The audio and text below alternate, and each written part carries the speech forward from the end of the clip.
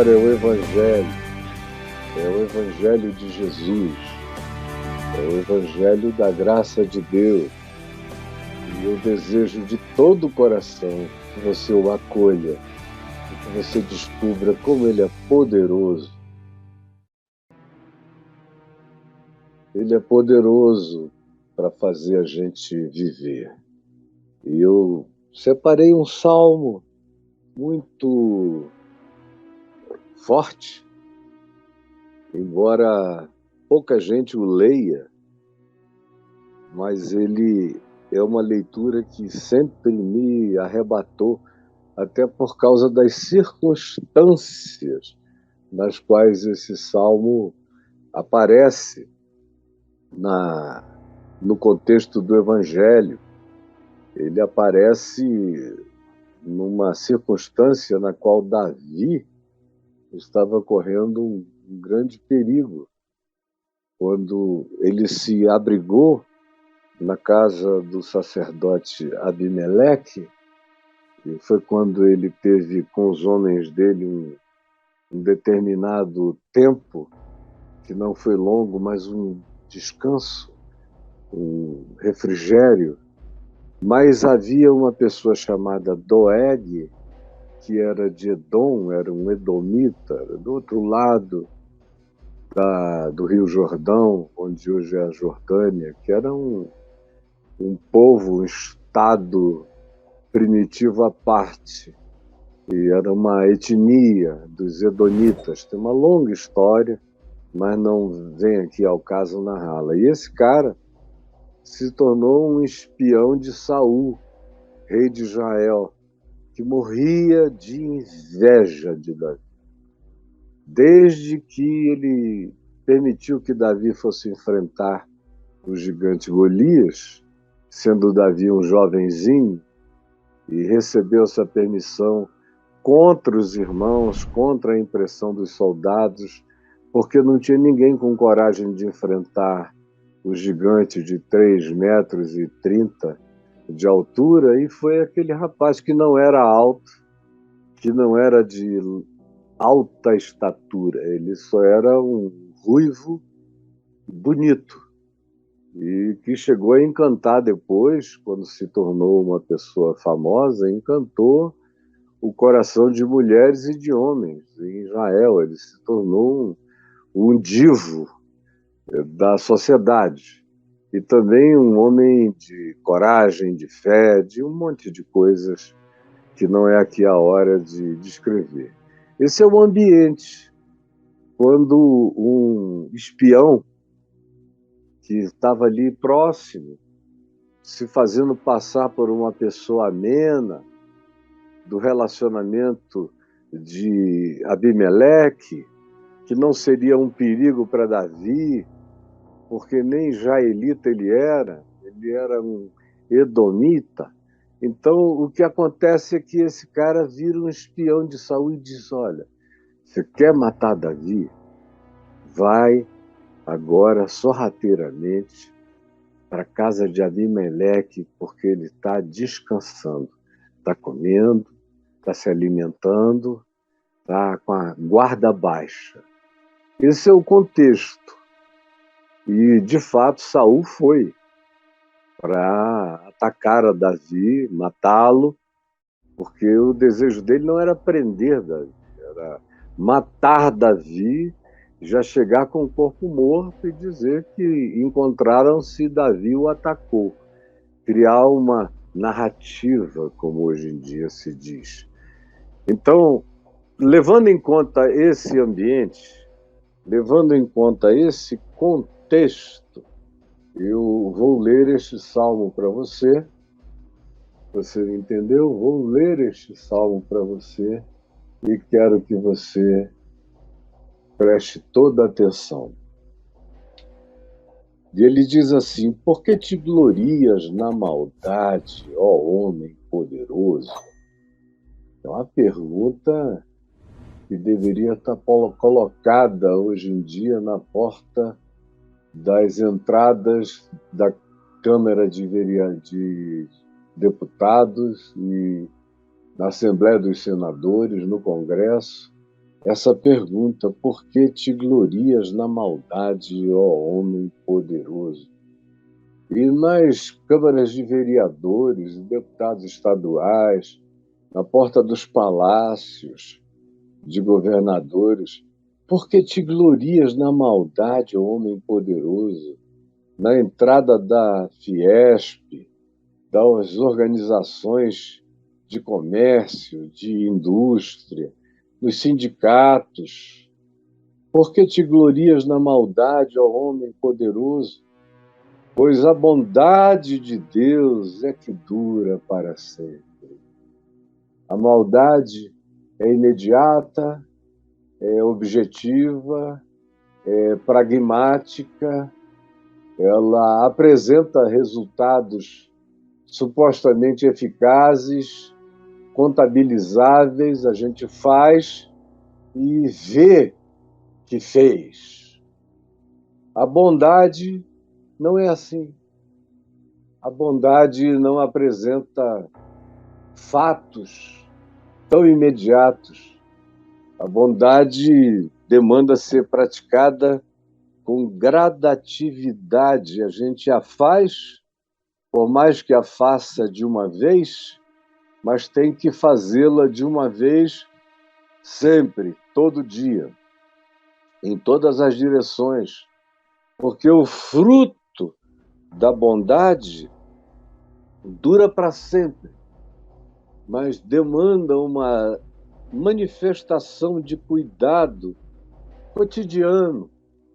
A maldade pode ser feita uma vez só e destruir, mas ela não dá o poder de eternizar com garantias a existência do seu praticante.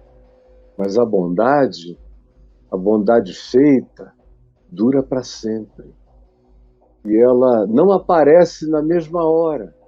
Os resultados dela demandam vida, paciência, investimento, amor, constância, resiliência, e a gente faz assim e vai vendo a construção, a formação, a escultura, o modelamento, a maturação da bondade, até que os frutos dela começam a se derramar para todo lado.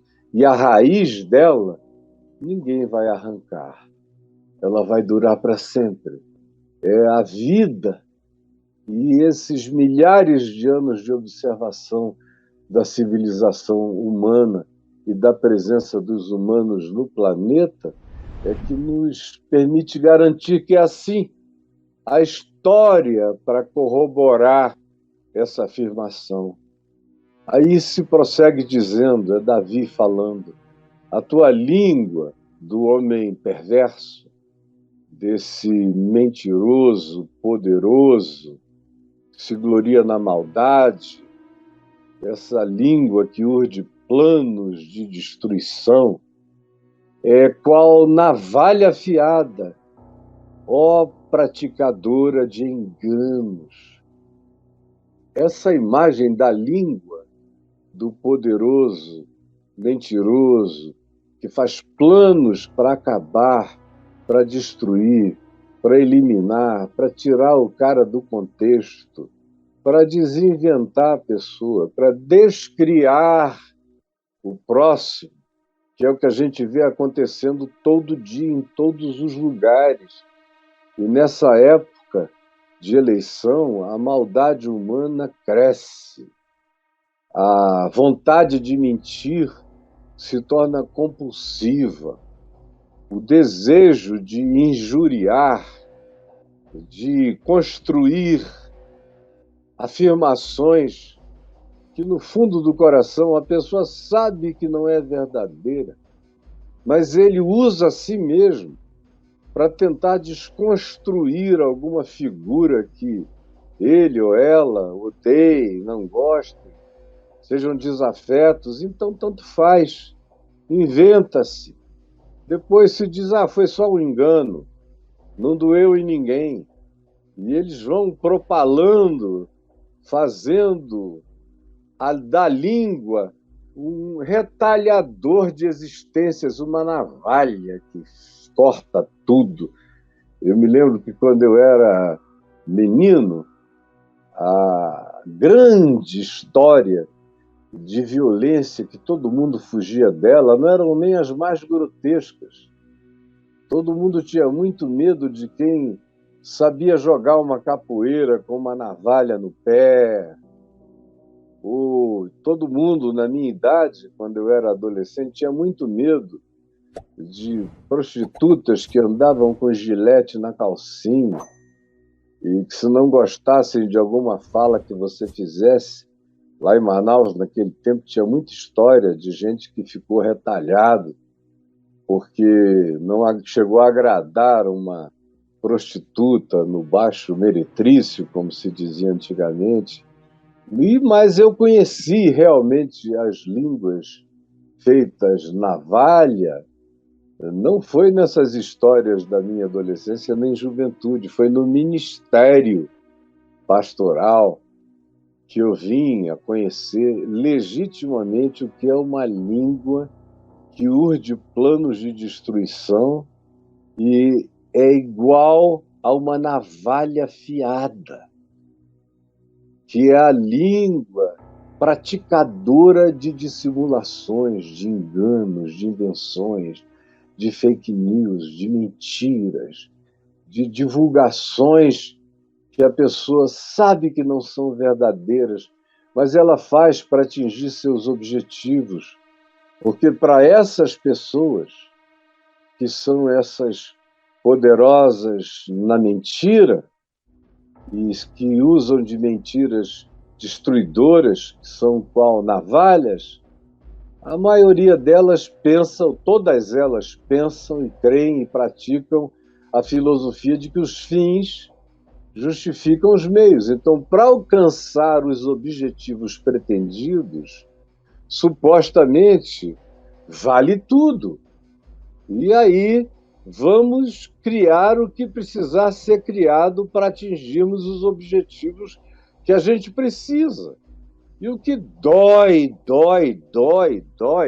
é você ver cada vez mais aqueles que se dizem gente do povo de Deus, gente que se diz do povo de Jesus, gente que se diz amiga de Abimeleque, do sacerdote, gente que usa essas proximidades para se tornar como uma navalha cortante de mentiras e de enganos.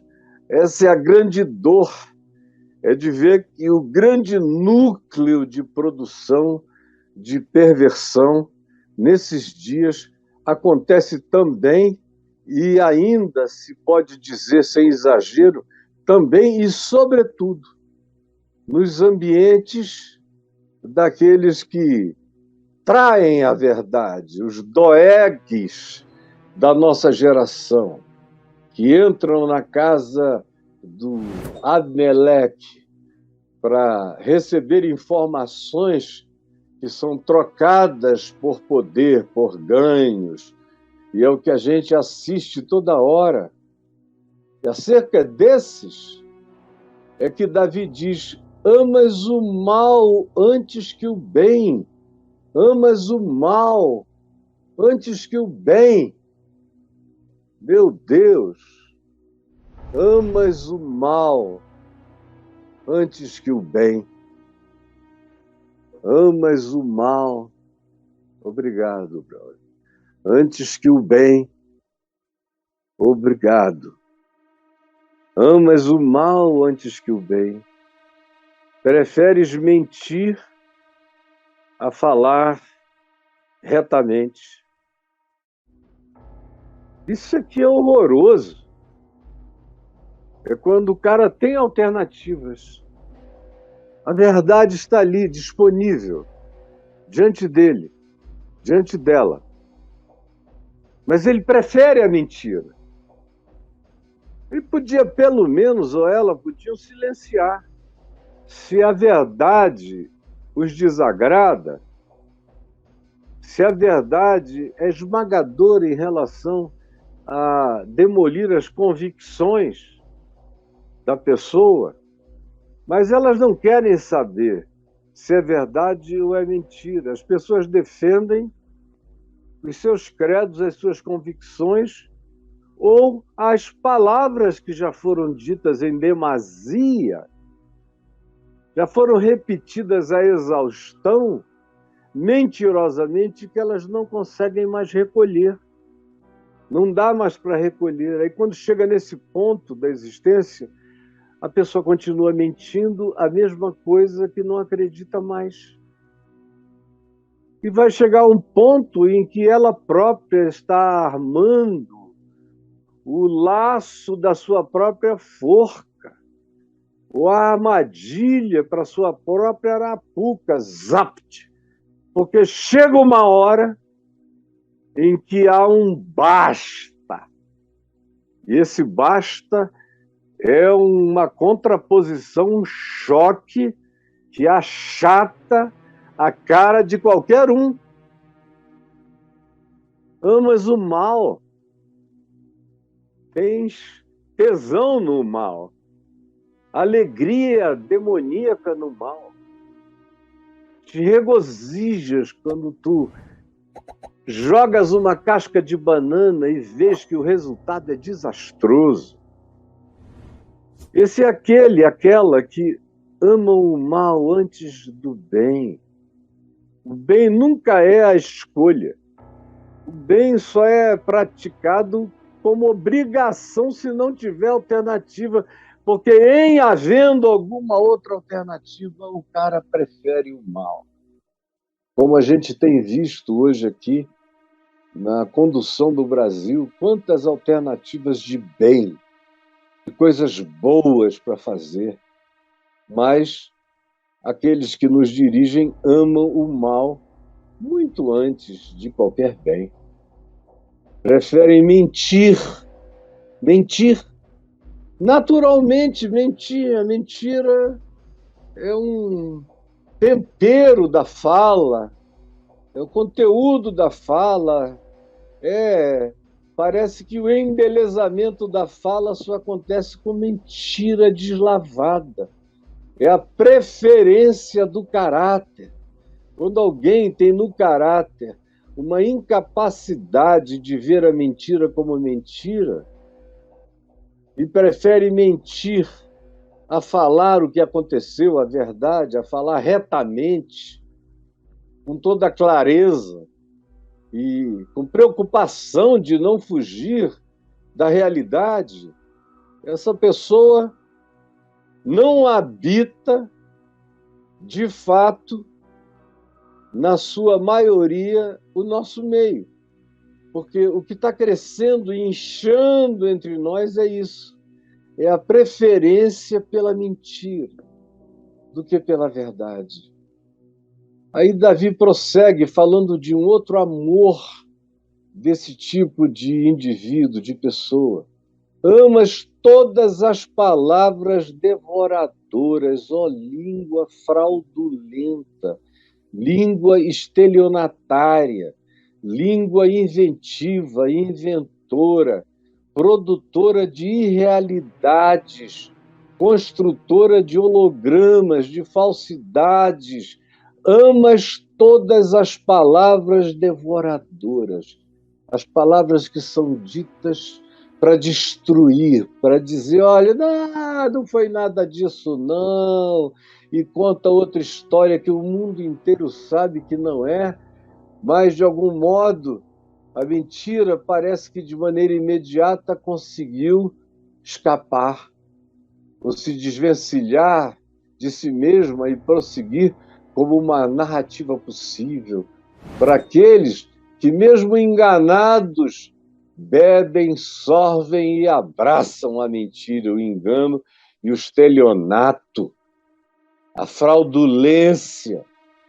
Meu Deus, quanta fraudulência entre nós. Também preste atenção. Deus te destruirá para sempre. Preste atenção. Você está brincando disso? Achando que dá para brincar, mentir, enganar, destruir, construir, inventar, esculpir falsidades, criar falsificações aparentemente perfeitas. Jesus disse que não há nada oculto que não venha a ser revelado. Não há nada dito no interior da casa que não venha a ser proclamado da varanda, do telhado, em alto e bom som. É só uma questão de tempo. É só uma questão de tempo, você me entendeu? E eu já vivi o bastante, e não sou tão velho assim, mas o interesse de observar a história que me precedeu na civilização humana e o interesse cotidiano nos últimos 50 anos de observar o comportamento humano o tempo todo, sem me dar descanso nessa observação, todos os dias, é que eu tenho certeza absoluta, por tal razão, acerca do que Davi aqui diz: tu serás extirpado da terra dos viventes, Deus te destruirá. Usando uma linguagem contemporânea, o universo vai acabar contigo. As leis universais, as leis da vida, as leis de retorno, as leis de justiça, e que às vezes fazem com que um mentiroso morra e a gente não veja o seu justiçamento visível e histórico. No entanto, tenha certeza, ninguém que passou a vida mentindo sobreviverá à mentira para a eternidade. Esses serão aqueles que experimentarão o significado da mentira como uma existencialidade infernosa e infernal. A mentira será a ambiência do que eles experimentem como experiência de eternidade, onde nada é verdade, onde a fraudulência é o alimento deles, porque serão destruídos pela própria verdade esmagadora de Deus da existência. Há de arrebatar-se, vai ser arrebatado, vai ser arrancado da sua casa, vai ser desenraizado, vai ser extirpado da terra dos viventes. Esse tipo de gente ganha a notícia, o noticiário, as impressões, chocam a sociedade, ou são convergências de assuntos e de conversas, influenciam milhares. De repente, quando a mão de Deus chega, eles são esquecidos, são deslembrados. Sua memória é apagada com uma rapidez.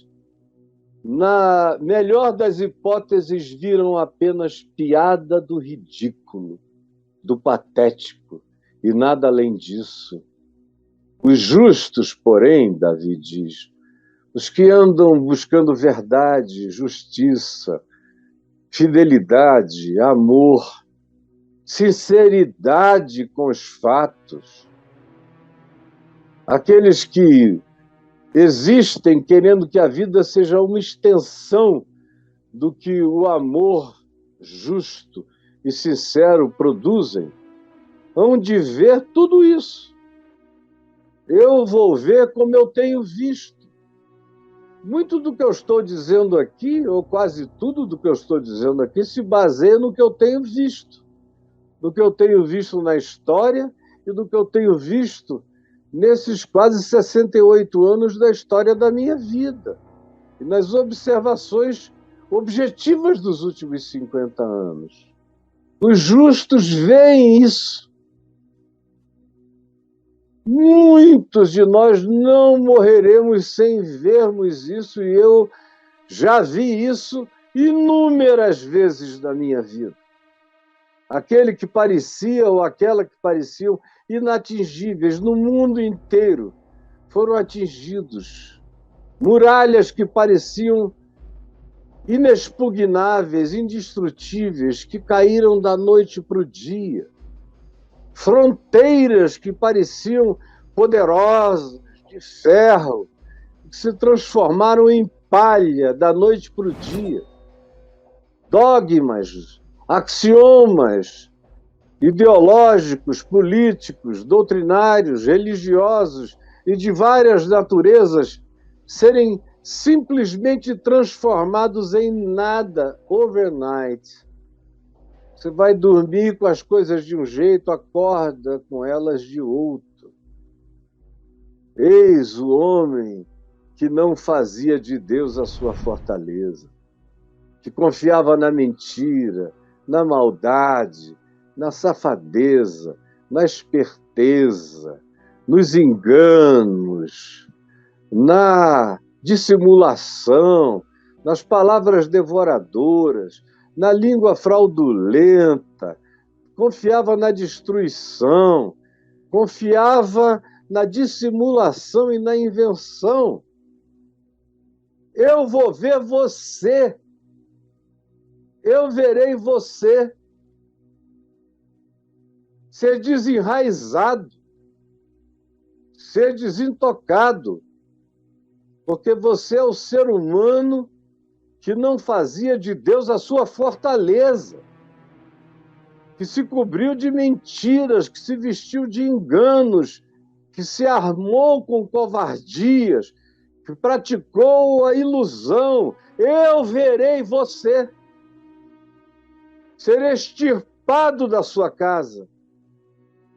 Você que confiava na abundância dos seus bens, dos seus poderes, dos seus recursos, das suas autoridades, da sua hierarquia. Eu verei você na sua perversidade, na qual você se fortalecia, ser dissolvido no nada. Eu verei você. Quanto a mim, preste atenção, quanto a mim, Davi estava falando dele e eu estou falando de mim. Caio Fábio, esse salmo eu conheço como se eu o tivesse escrito. Eu sei esses salmos todos dentro da minha vida, nas minhas experiências de existência. Quanto a mim, contra tudo isso, eu continuarei. Porque não tem a ver com nada que eu tenha que forçar. Davi diz, eu continuarei sendo quem eu sou. Quem eu sou. O que eu faço não é fruto de uma elaboração mental para ver qual é o lado da justiça que eu devo assumir. Eu não preciso disso. Há muitos anos, essa é uma reflexão a qual eu não me debruço. Porque, sinceramente, depois que o Evangelho entrou em mim bem novinho, eu pratiquei os males que eu pratiquei, nunca na dúvida, eu soube o que eu estava fazendo. Por isso eu nunca botei culpa em diabo, nem em ninguém, nem me auto-vitimei. Sempre disse, o responsável aqui sou eu. Porque eu não fui enganado, mesmo quando me enganaram em algumas coisas. No fim de tudo, as decisões sempre foram minhas, de ficar até com o enganador, que eu carregava no coração a suspeição do engano, mas não queria admitir por um alto engano que eu estava sendo enganado, porque havia uma conveniência no engano. Isso é quem honestamente sabe de si, para o bem e para o mal. Quanto a mim, porém, eu sou Sou. E não tem como eu permanecer no outro estado. Eu não aguentei, em 1998, ficar naquele estado nem muito tempo, porque a minha alma estava secando, morrendo. Eu não sou. Eu sei quem eu sou. E eu sou como a oliveira verdejante. Eu sou como a oliveira verdejante, que não se abate, que é resiliente, que atravessa as piores secas, os mais rigorosos invernos, que pode ficar na estiagem da falta de água, de meios. Eu sou como uma oliveira verdejante. Eu sei a natureza que o Espírito de Deus plantou em mim. Eu sei o que está plantado no meu coração.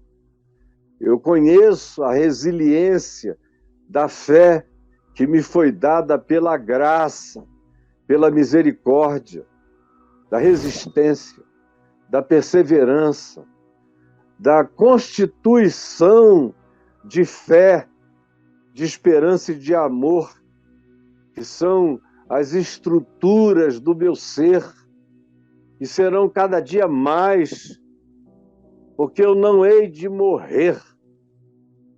Essa oliveira verdejante dura para sempre.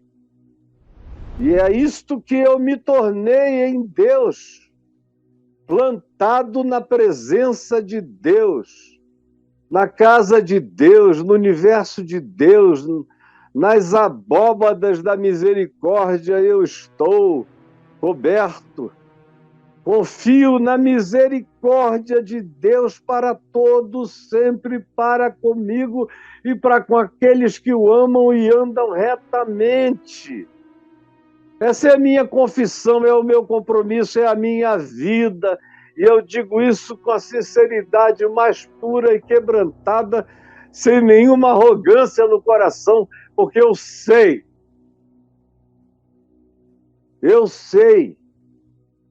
eu não tenho esperança de que eu seja assim. Eu sei que eu sou assim por causa do testemunho de Cristo em mim, do Espírito de Deus, da verdade de Deus, do Evangelho de Deus, dessa fé que é escudo, broquel, proteção, que é o material do qual eu sou feito, eu sou forjado no cadinho, no fogo, pela fé.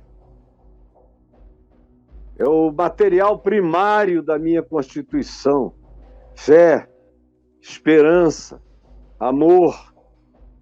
São essas as ligas da minha resistência, da sua resistência e da resistência de qualquer um que queira ser e andar com Deus.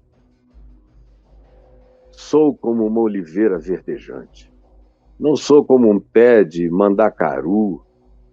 Não sou como um cacto gigante. Eu não sou como uma erva que brota de manhã e morre à tarde. Eu conheço oliveiras de 1.400 anos.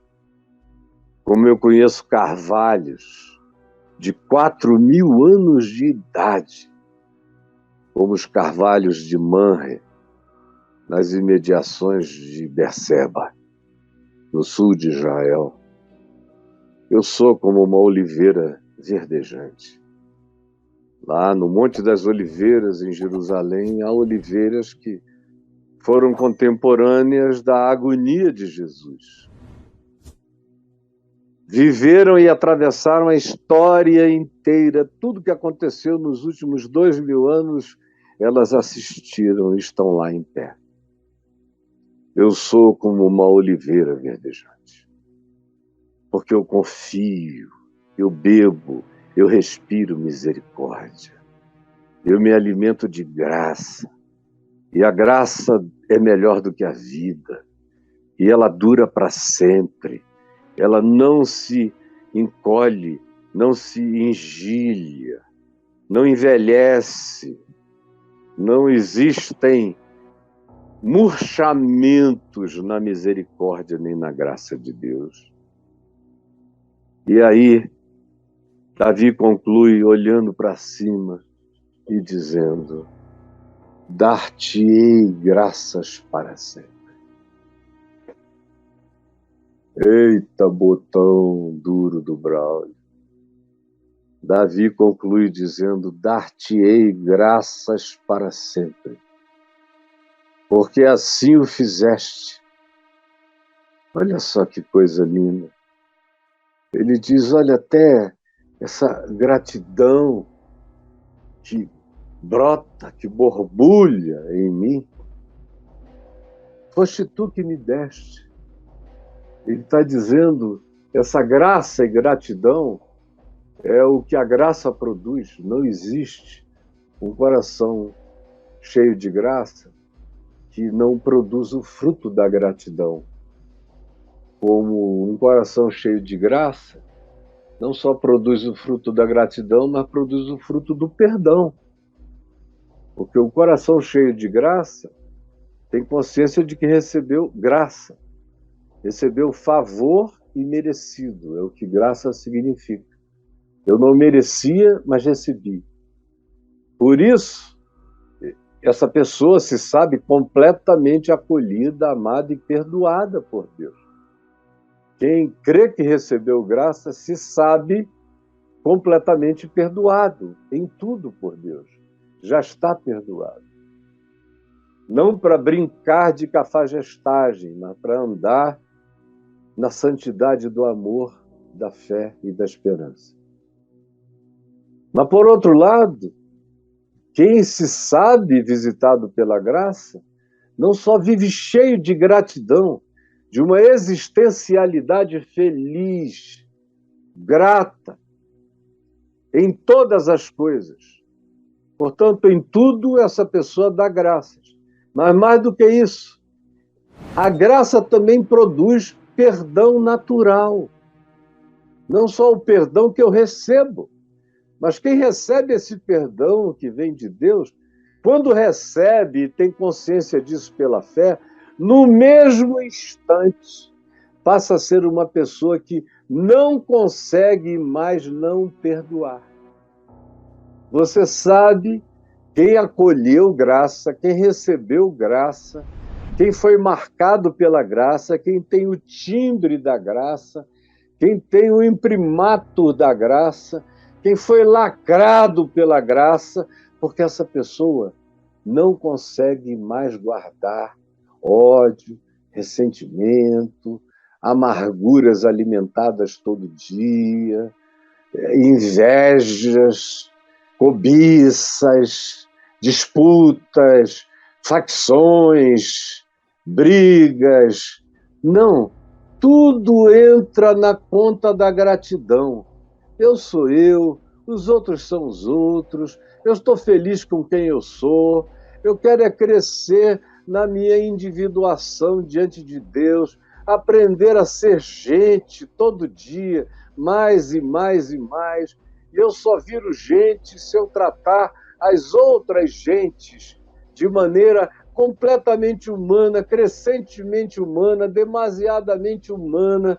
Aí eu vou dando o fruto da graça, que é uma vida existencialmente linda, cheia de gratidão, de positividade, de esperança, da força e da resistência da fé, da invencibilidade do amor. É isso que a graça produz em mim e me dá essa capacidade natural de perdoar, de não guardar, de não fazer bloco de anotações do pecado de ninguém. Eu tenho uma memória, graças a Deus, maravilhosa.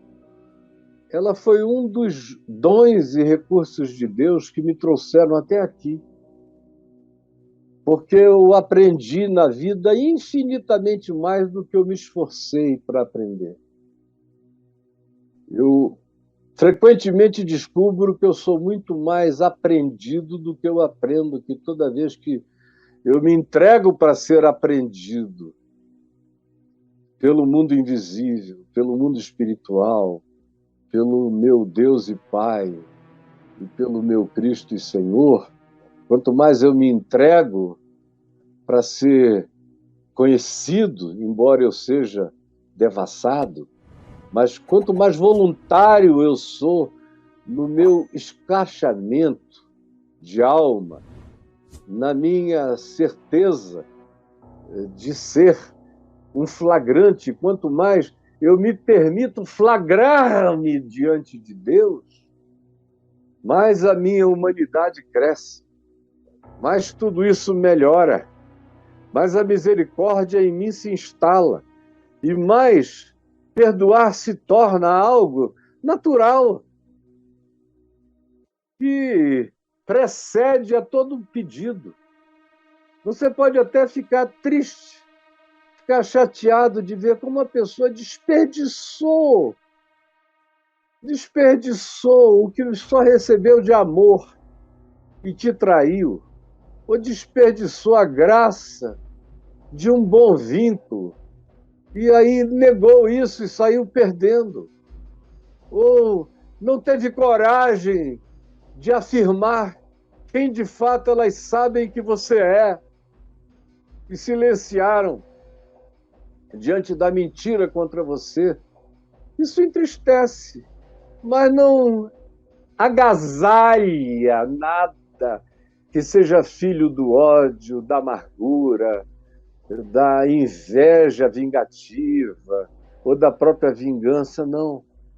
Quando a graça gera gratidão, a gratidão não se instala em nós sem produzir o perdão como natureza no nosso coração. O perdão vira uma natureza nessa alma que tem tendência à vingança. A graça de Deus arranca todo espírito de retorno, de karma vingativo, e enche o coração da gente de gratidão. E enche a gratidão, traz o perdão. Porque foi assim que Deus fez para ser. Na tua presença estão os teus fiéis. Aqueles que são teus andam nessa fidelidade. Na tua presença e na presença dos teus fiéis, na presença dos que têm prazer na tua palavra, no Evangelho, na verdade de Jesus, não em religião cheia de mentira e de engano, mas da palavra verdadeira, na presença dos teus fiéis, dos teus filhos comprometidos, eu esperarei no teu nome, na tua palavra, na tua verdade, na tua justiça, porque eu sei que viver assim é bom. Eu sei que viver assim é bom. Jesus, eu sei que viver assim é bom. Que viver assim é saudável. Como eu sei, se eu não tivesse vivido com meu coração desse modo, todos os anos da minha vida contigo, e até antes de ti, tu sabes, que eu nunca vivi amargurado, que eu nunca vivi com autopiedade, e que eu nunca vivi com murmuração. E depois que tu me conheceste como revelação que me permitiu te ver, aí o meu coração se encheu dessa alegria eterna e desse perdão que se tornou um privilégio de prática na fé, segundo o Evangelho. Muito obrigado por viver assim, o que vai nos fazendo tornarmos-nos oliveiras verdejantes, perenes, que não desanimam, que não voltam atrás, que não ficam na dúvida sobre quem são para ti. Não importa que o mundo inteiro mude e que a figueira não floresça e que nem haja fruto na vide. Todavia, quem é assim se alegra sempre no Senhor, no Deus da sua salvação. E eu peço que essa palavra de fé produza aquilo para o que ela foi designada, de maneira simples e avassaladora. É o que eu te peço em nome de Jesus. Amém, amém e amém.